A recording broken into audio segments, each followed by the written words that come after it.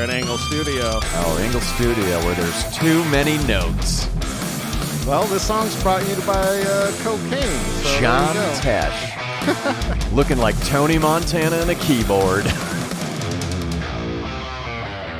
And we're back at the Sports Experience Podcast. I'm your host, Chris Quinn, with my buddy, Dom DiTolla. Give us a quick follow on to the YouTubes, all of our Instagrams. Give Ty a quick follow on all that too. And we're just going to get right into this. If we get to 100 followers by the end of February, I will sleep with all of said followers. Dang. I'm a follower. All right. I guess you're getting fucked. We're in. We're in. My wife's going to be into it. Awesome. Let's get into this one. We have a couple of running backs. This is our second one. We're doing the split back formation, which is detrimental to this guy.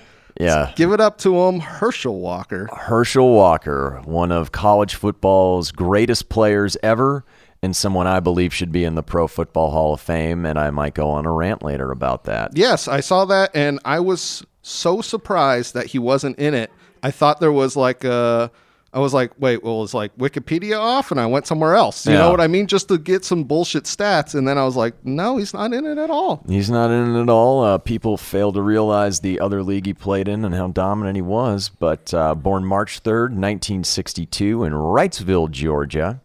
Born, later moved to the Atlanta area. Yep. But yeah, one of 7 kids. Yeah, I thought that was interesting. One of 7 kids, and he didn't have a very easy childhood as far as some of his issues. So let's start with him in 8th grade. 8th grade, yes. This is where he's at. He's overweight.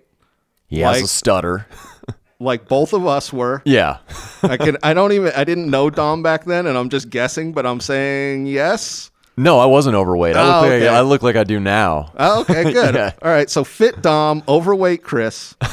No, but he was in 8th grade. He had a stutter. His teachers would put him in the corner and essentially kind of make fun of him. He'd get teased and bullied and picked on by all his classmates. That's what he said. It wasn't just his classmates. It was also his teachers kind of feeding into it. So he was talking about how it affected his mental stability. State. And he always had kind of anger and self-esteem so issues. much anger. But I can imagine just a bunch of Georgia teachers like Mr. Garrison, now let's get an answer from someone who's not a complete retard. No, that's literally exactly what he had to deal with. So he said that he started doing as many push-ups as he could, as many sit-ups as he could, but he also started reading to himself, which I thought was so interesting, which he never did, he said beforehand, which he was like, oh, I really need to educate myself because this isn't happening in school. Exactly, and he's a very smart, well-spoken individual now. Yes. So he overcomes the stutter. And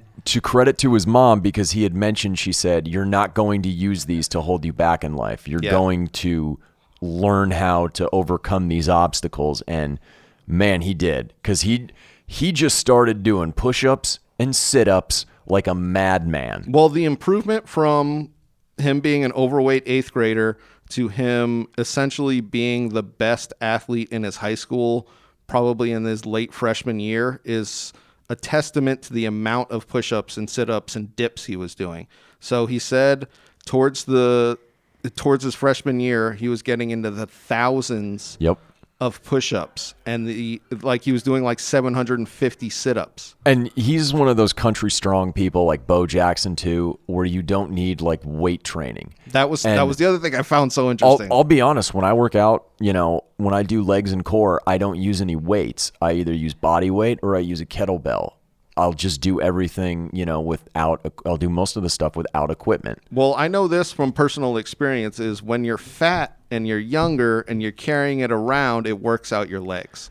So when he drops the weight on his upper body and it becomes muscle, he's not only extremely strong, he's extremely fast. And he's just a fantastic athlete. I mean, in letters in football, basketball, and track. I mean, track is what I wanted to bring up. He is just a speed demon in the 100 meters, but he's also a shot putter. Oh, yeah. Yeah. I mean, he's one of these athletes we always seem to talk about who's just good at everything. Yes. I mean, he leads his school to their first state title in football as a senior. I mean, I can't even imagine him on the basketball court. And he had a bunch of state titles in track, too. He had it for the 100-meter, for the shot put, like you said. I think he also had one for the 4x400, which he wasn't even running the 400. No. And they still gave him the anchor. It said something like that, where they knew how much better he was, and he just blew everybody away. You're good at everything. Do this. Yes, exactly.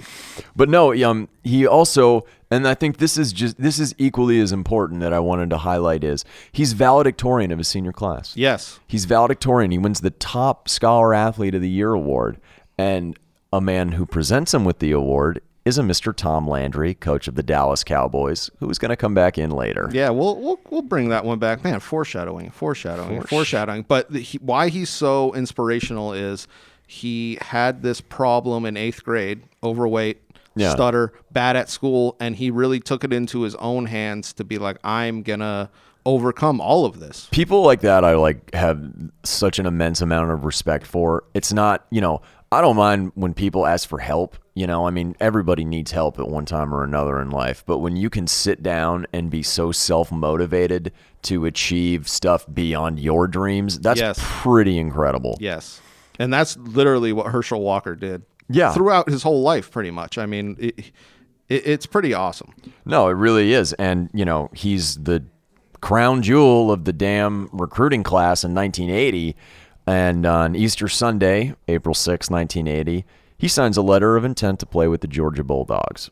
Right in his home state, the program is ascending, looking pretty good, and freshmen are allowed to play in college football. That was my question, was when are freshmen allowed to play? It had to have been recent. No, actually, I do know the date because it was my dad's freshman year at Notre Dame, and he told me it's 1973 was the first year true freshmen were allowed to play. Okay. And for about 7-8 years, freshmen were finally starting to play, but no one had seen a freshman player like Herschel Walker before in college football. I mean, this is a dude who's 6'2", 225. I mean, and his running style, I just want to talk about this real quick. Even for an 18-year-old kid, when you watch him, he's so big and he runs so freaking fast.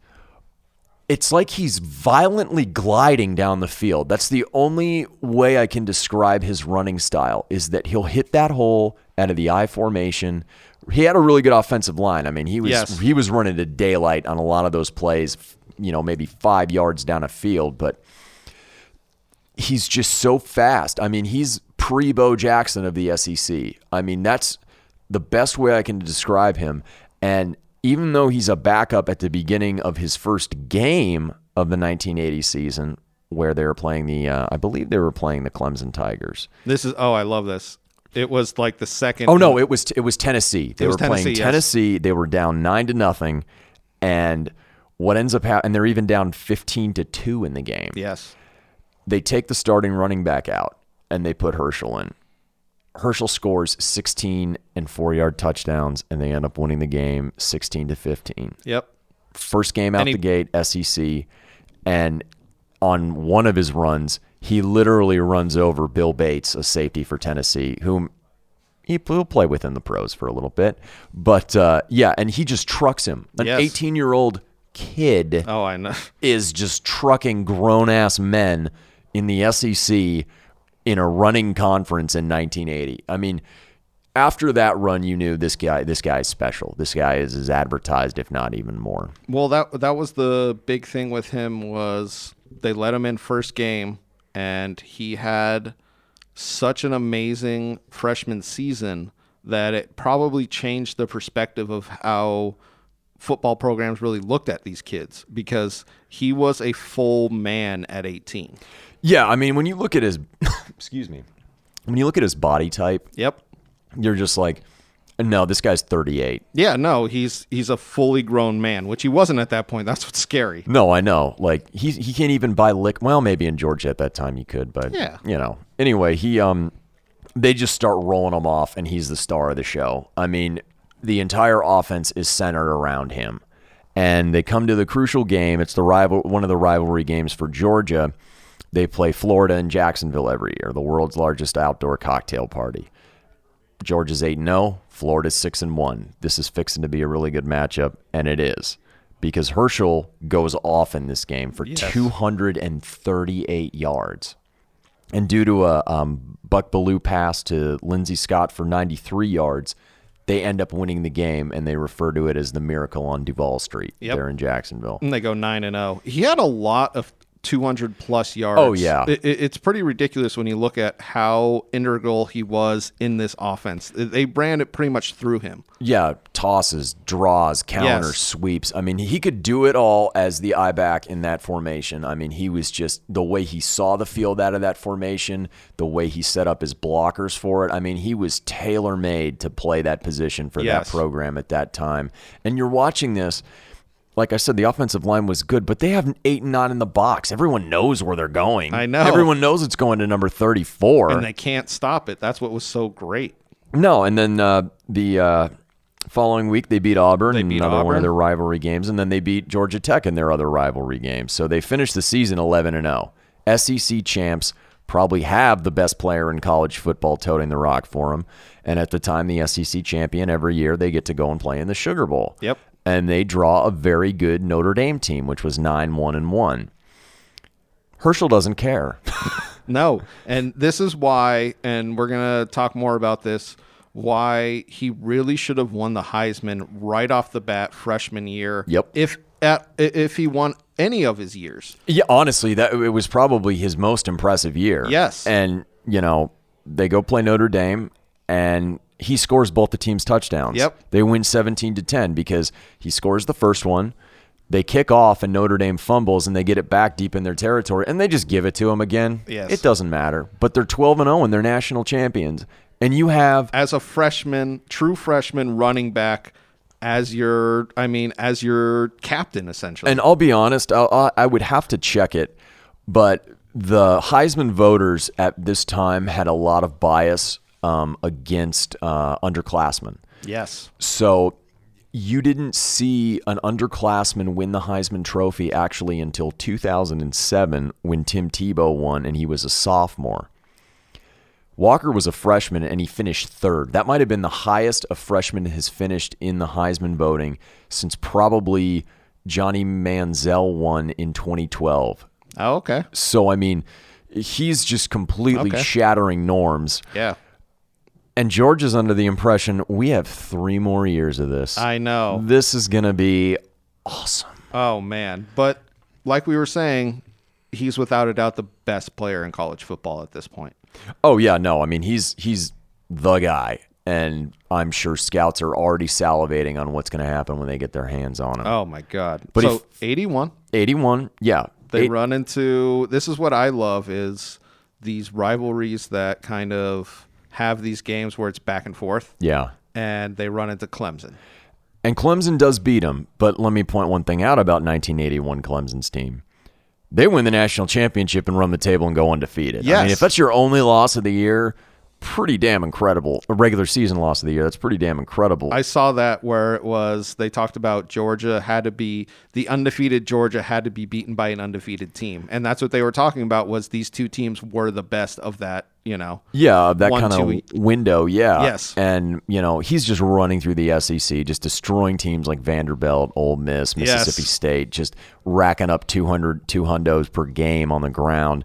And they beat Florida again, 26-21 in their rivalry game, and he goes off for 192 yards. Yes. And those games, it must be so exciting to be a fan, have your star player step up like that. Oh, yeah, and he was money every time in college you asked him to do anything. And again, SEC champions, he's the best player in college football probably again, and they get another Sugar Bowl because they win their conference title. Unfortunately for them, they run into Pittsburgh, and a Pittsburgh team led by a certain quarterback who was captured by a certain kicker who missed a field goal in a Super Bowl along with a Dolphin, Dan Marino. Look, he can't hold the laces. We're out. Oh, my God. The laces were in! But, yeah, the laces were in. But here's my question about this Pitt team, what you were saying earlier. Were they running essentially the same running game? Georgia was. Pitt wasn't. No, when you have Dan Marino, you were just running a pass game. You're running the ball for this era, but you are slinging it around the yard because you have Dan Marino, and Georgia plays their asses off. Unfortunately, with like 30 seconds left, they end up losing the game because Marino on a 4th down makes like a 40-yard touchdown pass, just a strike, just an absolute strike to John Brown. But even though you're 10-2. You still have an incredible season, and Herschel finishes 2nd in the Heisman that year. In which people are talking about that he should have won that year as well. Like he should have won all of these years that he played college football. So let me bring this up. His freshman year, he runs for 1,616 yards and 15 touchdowns. Yep. His sophomore year, 1,821 rush yards, 18 touchdowns rushing, 2 touchdowns receiving. What the hell can this guy do for an encore but an 82 win the Heisman Trophy? Well, he starts the year with a fractured finger. He does when they get another rematch against Clemson. Yes, and people were talking about. So this is something I want to talk about. His character was he always talked about not wanting individual accolades. That he always wanted to just be the best football player and be the best teammate. Mm-hmm. And when he fractured his thumb, they thought he was going to be out for about 3 weeks, and he wrapped it as much as he could, and they went out for the Clemson game and pretty much was a decoy. Yeah, they didn't use him very often, but they still win 13-7. Yes, and they were talking about a lot of plays that were decoyed to him, you know what I mean? Like and it opened up. The whole team follows him. Yes, the whole team will follow him. It opens up. So like this is a great start to this 82 season. Yeah, and guess what they do? They win their next 10 games in a row. They run the table. They destroy Florida again and just are the team to beat.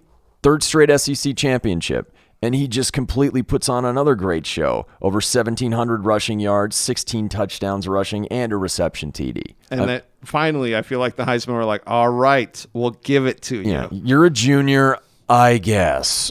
Was he the first junior to win?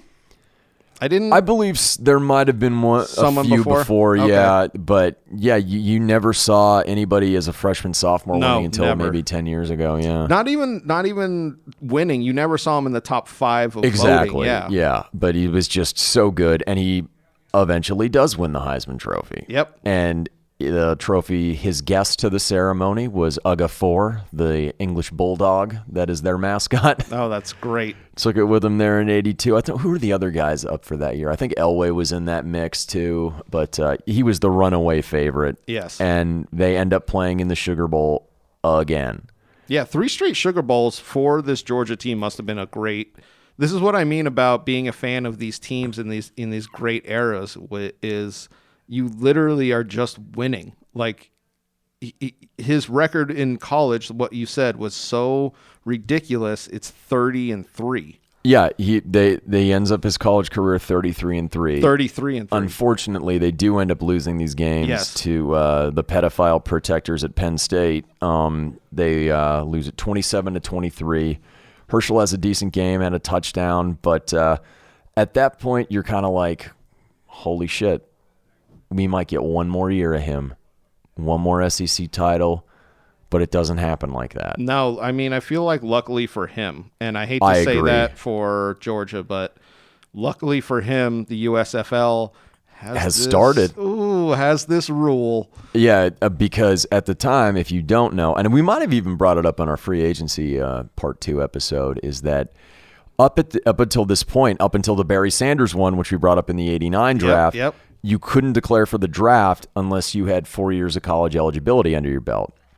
The USFL, intelligently enough, which they started in 1983, the year that Herschel would have been a senior, say, we need marquee players in marquee markets. Herschel wanted to play in the NFL, but he grew up poor. He needed money. And why waste another season at Georgia? You've already won a national championship. You've won a Heisman Trophy. I mean, you've won 3 SEC titles. What's the point? Hey, everybody. Just want to take a quick break to let you know that our Sports Experience podcast is brought to you by Engle Studio here, and they're here in Tucson for all your recording needs. Yeah, he was obviously ready for the next level. And he had said before the draft, during the offseason, I would play in the NFL now if they let me, and I would either want to play for one of the New York teams or for the Dallas Cowboys. And that was it. That's who he wanted to play for. And the USFL, much like the old AFL, they collude with their drafts and signing these players, and they let Herschel in. They pretty much let antitrust suits. They let him pick his team. Yes. And he decides to play for the New Jersey Generals, playing in the New York market. Yep. And while the franchise was owned by a former Oklahoma oilman, in 1983, the franchise was sold to a man who wanted to own the team that Herschel Walker played for. What's his name? He held some political office recently. Oh, God. I believe his name was Donnie T. Donnie T. Donald Trump was the owner of the New Jersey Generals. And it was interesting. Herschel Walker was asked about him later in life, and he said, oh, yeah, he was always a great owner. And I always thought that about Trump. He's almost like Jerry Jones in that sense. It was like he probably would be a good owner. Yeah, no, I mean, I could bring it up later, but he's always been friends with Donald Trump. For the last 30 years, he gave him his first pro contract. Yes. He signed a personal services deal with him where he paid him a shit ton of money to skirt the salary cap because it was only $1.8 million for the salary cap. And he spoke at the Republican National Convention by this past summer. I mean, he was on Celebrity Apprentice. They are very much connected. I thought it's an odd couple, but it's it makes sense. I thought the contract with him to go under the salary cap was very much in the USFL, where the other teams were like, "Oh, okay, you can do that." Which in the NFL they'd be like, "Whoa, what the hell is going on?" Oh yeah, no, it's pretty crazy, but. Right from the jump, he's the best player in that. I mean, you have guys like Sam Mills and Reggie White and Steve Young who are going to play in this league, who are viable NFL talents, some future Hall of Famers, but he's the best player in this league from the very beginning. Yes. Because in 83, he just comes out like gangbusters over. Granted, I will admit these are 18-game regular seasons. So even though the numbers are a little bit higher, they're astronomically higher with how much he just kicked the shit out of people. Yes. Over 1,800 rushing yards, 17 touchdowns, almost 500 yards receiving and a touchdown. The following year, this is a down year for Herschel Walker in 1984 for the Generals. Almost 1,400 rushing yards, 16 touchdowns rushing, over 500 yards receiving, and 5 touchdown catches. And then in 85... he has another great year. So in 83 and 85, I think he was the rushing leader. He was the rushing leader and MVP. And I want to explain this, and this is one of the reasons why I think these USFL stats should be included in Hall of Fame selection voting. In an 18-game season in 1985, this is what this man did. 2,411 rush yards, 21 touchdowns, 467 receiving yards, and 2 touchdowns. Yeah, it's kind of sad to think that these aren't accredited because he almost had to have taken this path. When you add up the numbers, he ranks first in pro football history for yards from scrimmage, and he's 5th in rushing yards total for a career. I mean, he is just straight up murdering people on this football field. And that 24-11, that'll never be broken as far as any professional league because the NFL record is held by Eric Dickerson, and it's somewhere in the neighborhood of 2,150. Yeah. Guys don't even rush for 2,000 now. I was going to say, yeah. 2,400, that's insane. But I wanted to bring up something about 1985, which is super important, is that because Herschel was not drafted and just signed straight out of Georgia with the USFL, he's still subject to the draft, the NFL draft. When the NFL draft rolls around in 85, because the USFL hadn't played that season yet. Okay. There was still talk that maybe this league ends up merging with us, a few teams. They might be financially viable, whatever. The Dallas Cowboys in the 5th round make a very intelligent decision with Tex Schramm, their general manager, and they take a flyer on Herschel Walker in that draft. Yep. This is April. He's still set to play for the Generals in the fall, right?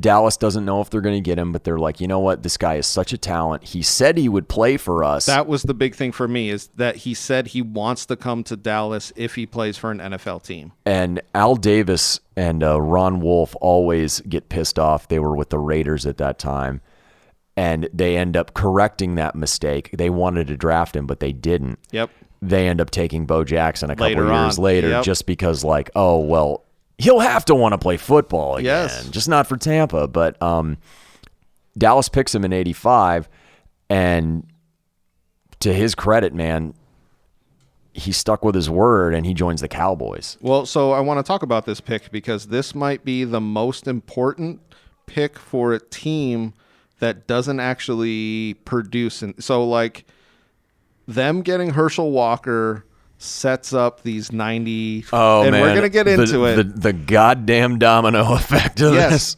And so he does great with the Cowboys. Oh, he does fantastic. When he goes in actually 86, it's the second pairing because Tony Dorsett is still there. It's the second pairing of Heisman Trophy winners on a team. Ever in NFL history. Yeah. The first one was 84, I believe, with George Rogers, who played for South Carolina. They were rivals in the old SEC. He was a Heisman Trophy winner in 1980, and Earl Campbell when they both played for the Saints.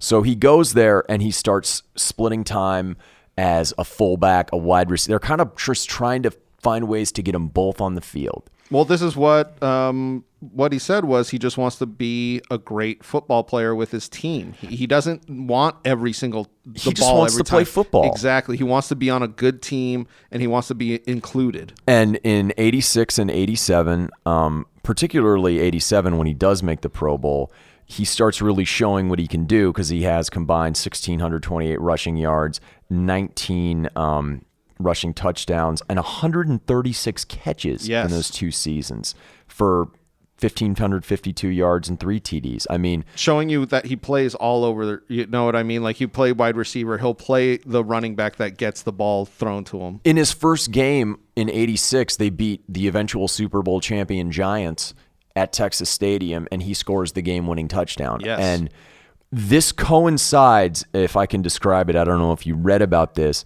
is Tony Dorsett is entering like the 10th year of his career. I mean, successful Hall of Fame career. When he retired, he was second most rushing yards after Walter Payton.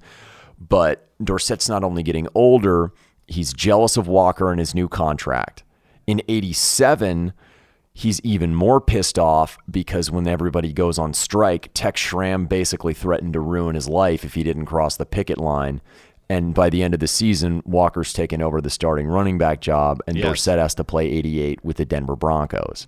So the job is Walker's to lose in 88. I mean, he's established himself. He made a Pro Bowl. I mean, they are really trying to make the new 80s version of the Cowboys like the 70s version of the Cowboys. Yes. And in 88, it was his best season. I mean, 1,500 rushing yards, 505 receiving yards, 7 touchdowns. I mean, he is just the man, but also on a very god-awful team. Yes, so we see that this Cowboy team just does not have the pieces around him. No. And the big push, and I saw this for this trade that we're alluding to, that we're coming up to. The big push was, he said that if it was just Jerry Jones, the trade probably never would have happened. No, but Jimmy Johnson saw that roster that was depleted and garbage and said, this is the only tradable asset I have, and everybody wants him. We finished with the worst record in the NFL in 88, which allowed him to take Aikman in 89. And in 1989, after the 4th week of the season, October 12th, 1989, the Cowboys trade him. And granted, the team that ends up getting him wasn't the only one that wanted him.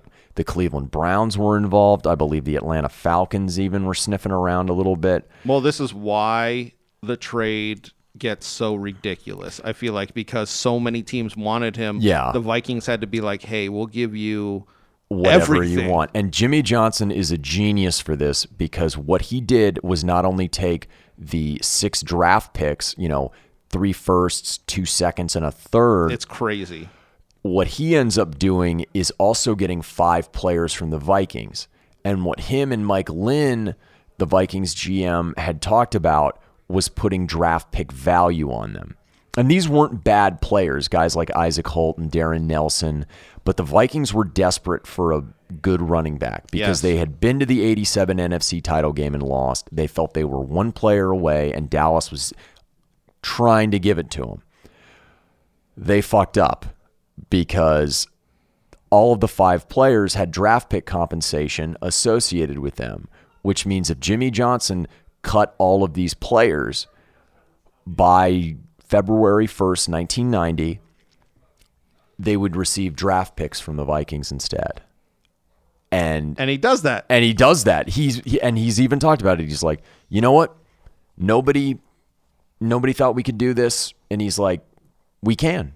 I have to rebuild this team. Jerry Jones and I have to rebuild this team. And they refer to it as the Great Trade Robbery. Yes. The Great Train Robbery. And well, they say it's one of the most lopsided trades in NFL history because of all of these pieces that the Cowboys were able to go and get. They basically acquired half of their offensive and defensive starters from those 3 Super Bowl teams from this trade alone.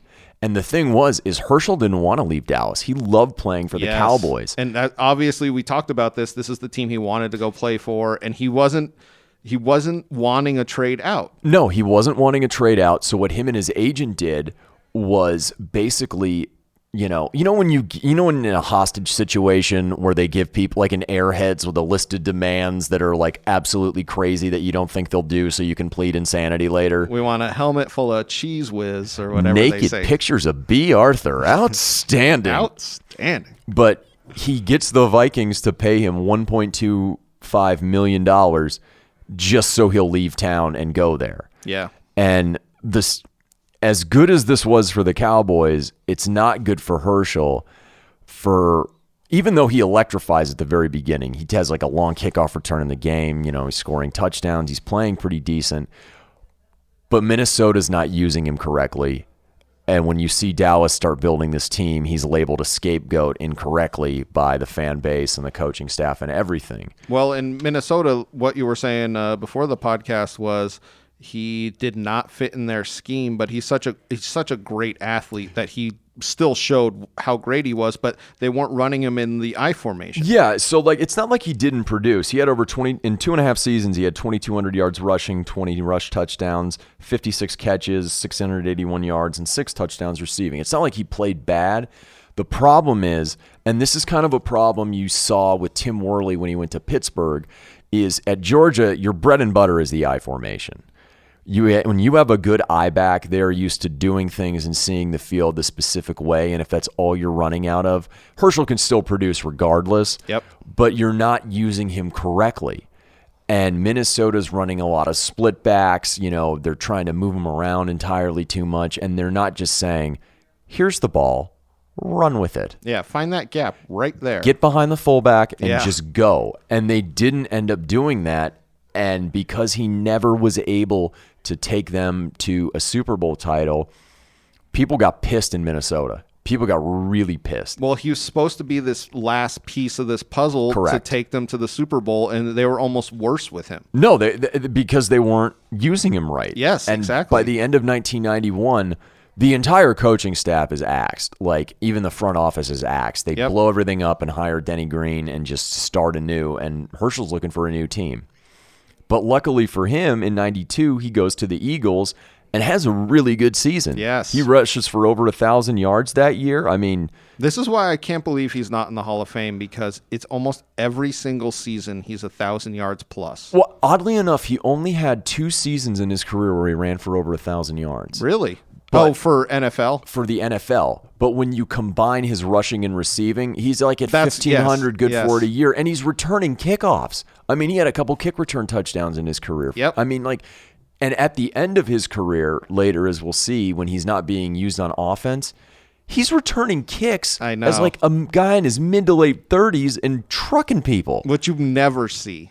Yeah, no. And in 93 and 94, although they missed the playoffs, he still ends up, accumulating 1,200 yards rushing. And in those 2 years, he had 125 catches. Such a weapon out of the backfield.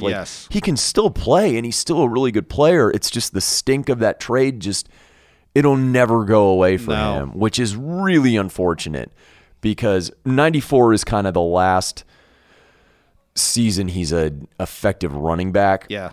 Because in 95, he goes to the Giants, and they really don't know what to do with him, and he just ends up returning kicks. And then, oddly enough, his last 2 seasons, in 96, 97, he goes back to the Cowboys. Yeah, I heard a thing that he said that he kind of wanted to retire with Dallas, and that he was Which is great. He was really happy that they kind of let him do that, because at that time he wasn't producing at the level, obviously, that he had when he first came to Dallas. But that's something that I always love, is when teams kind of make way for guys to come back and retire with them.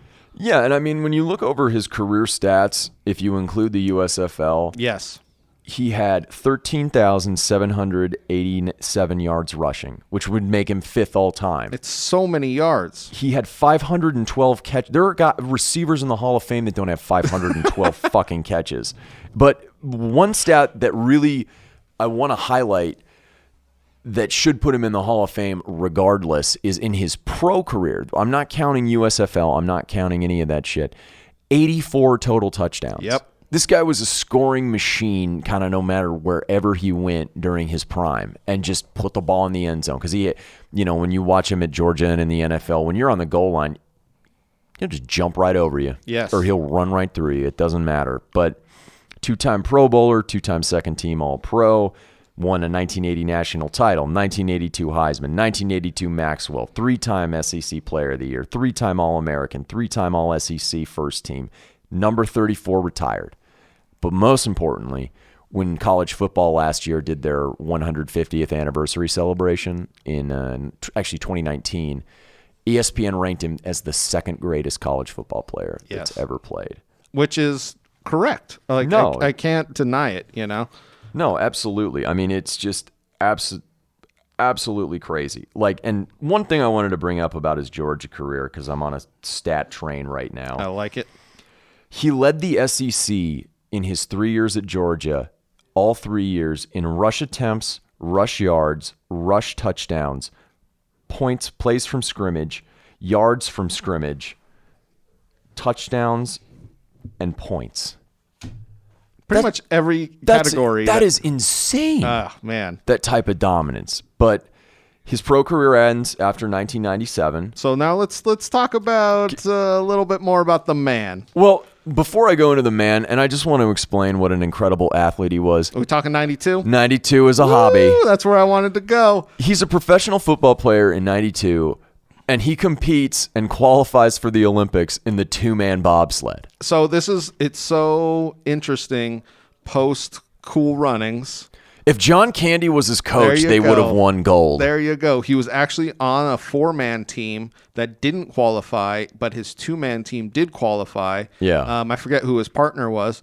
But the 2-man team is Brian Schimmer or something. Okay. Yeah. Is set up so much more for the sprinters because they push the back. Exactly. And it's so great when you see it. And I think they got 6th or 7th. They got 7th. Yeah. It's so, I love it so much, but I'm a little bit biased because I love Cool Runnings, but still it's such a great thing for him to have gone out and done. Oh no, totally. I mean, you just speaks to the athlete that he is. Yes. But he has some interesting forays into some mental issues after his career ends. So I really like this about him. So he was diagnosed with multiple personality disorder. Yeah, it's like dissociative identity disorder. Yes, I think, but it's not schizophrenia, No. but it's like schizophrenia adjacent. And he said he's had violent tendencies and shit like that he's worked on. So they've been like irrational outbursts, if you will. Yeah, and I think people were thinking it was maybe CTE related too, but he had all those anger issues growing up. And, he was telling some stories on some podcasts over the last 5 years. And this is so interesting. He said that people constantly challenge him. Yeah. Now, could be projecting. It could be him. Or it could be prison rules. Or it could be prison rules. People could be out there challenging him. Yeah. And he said when people would come to his house and challenge him, his favorite thing, or not his favorite thing, but his thing to pretty much shut them up would be Russian roulette. I shit you not. Which he says it on this fucking podcast. I think it was the Dan Patrick It was show. Dan. I've seen him on Dan Le Batard talk about it too. Yeah, where he brings it up and you're like, wait, are you being serious? What if you killed yourself? And his response is it's so weird. He's like, I wouldn't have killed myself. That's not going to happen. And so what he does, people are like trying to jockey him or whatever. Yeah. He literally will take a revolver, spin it, put it in his mouth and pull it and go, all right, you're up. And then they'll be like, no. I'm not challenging you anymore. Yeah. I don't know what gave off that impression. Put your arm down. You're like, all right, but I'll arm wrestle you for it. Like it's so fucking crazy. But like he's just a weird guy in that respect, is that he's so driven for success. Yes. Like, because he's kept up his workout regimen of like 1,500 push-ups, 3,500 sit-ups a day. Yes. He only eats once a day at dinner and wakes up at 5 o'clock in the morning. Yes, he's kept the exact same regiment throughout, I feel like, since 8th grade. And he's an Adonis still. I mean, he's 58. He's going to be 58 years old this year. Well, let's talk about 59. 59. Let's talk about him. I think he was 48. 48 when he did his first MMA match. 2010. Oh my God! And if you watch these, it's like old man strength and anger combined. Oh, he is dominant, and it's a little scary to think that this guy is 48 and just like beating the shit out of people. January 30th, 2010, because he said in September of 2009 he wanted to try MMA out. Yeah. And they started training and shit. His first fight, he wins in the 3rd round against Greg Nagy, TKO. He's 48 years old, beating the shit out of young guys. 28-year-olds or whatever they are. They might even be younger. Yeah, it's really awesome. So he gets another fight because he signs with Strikeforce at the time, and then he beats Scott Carlson in the 1st round on January 29th, 2011. And if you've never seen him go after this poor bastard, that's the one where, holy cow, dude. He not only lays him out, it is just merciless. Yep. Like, could you imagine, though, if he was born, say, like in the 80s, do you think he even would have chose football if he had MMA? It's hard to know. I know, but to be 48 years old, yeah, almost 49, and just laying people out. Yep. It's incredible. You need to watch this because it just speaks to the athlete he is. I mean, just the competitor and how good he is at this stuff. One thing that I want to retouch on with his mental state, he actually goes around and talks with different U.S. soldier groups, so Marines, Army, that kind of stuff, about seeking mental help, seeking help because it's not something that should be embarrassing to have these. No, and he's come clean about a lot of that stuff. I mean, he's very open. Like, I've seen multiple interviews where he talks about how like the darkness would set in when all these personalities would come out, but he's led a very successful, productive life. Oh, ridiculously successful and ridiculously inspiring. That's the thing that I kind of, watching all this stuff and researching all this stuff, you're just like, wow, this guy is awesome and should be in the Hall of Fame. I agree. I mean, I will die on this hill is that if you're going to bring up Warren Moon's CFL stats, you're going to look at Herschel Walker, the pro football player, and say, yes, he played in another pro league. I mean, they let the AFL guys in, right? Exactly. You know, USFL, quality players playing in that league. He should be in the Hall. He's in the College Football Hall of Fame, 1999. I mean, obviously, you're not going to keep him out of there, but like, open your F&I's Veterans Committee and take this guy because he's a Hall of Famer in my book. Hey everybody, this is just a stock message at the end of every episode. We hope you enjoyed whatever athlete and or team that episode was about. Just want to say, give us a quick follow on all social media. We have a YouTube channel, the Sports Experience Podcast, and we're on Instagram, DiTolla Dominic, and myself, C. Quinn Comedy. So give us a follow all around. We're always recording right here at Engle Studio. Thank you all very much.